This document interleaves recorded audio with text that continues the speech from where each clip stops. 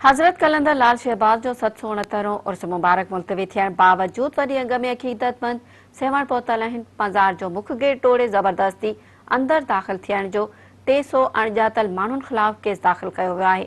सिंध सरकार उर्स मुबारक मुलतवी करण जो ऐलान करे चुकी आहे, पर उन बावजूद वॾे अंग में कलंदर लाल शहबाज जा पांधियड़ा रुकावटूं तोड़े सेवण पहुची विया आहिनि।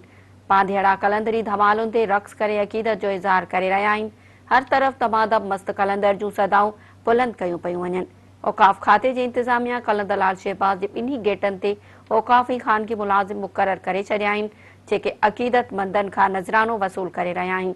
गुज़िरियल ॾींहुं ज़बरदस्ती मज़ार में दाख़िल थियण जो 300 खां वधीक अणॼातल माण्हुनि ख़िलाफ़ सरकार जी फ़रियाद ते केस दाख़िल कयो वियो आहे, पर गिरफ़्तारी अमल में नाहे आई।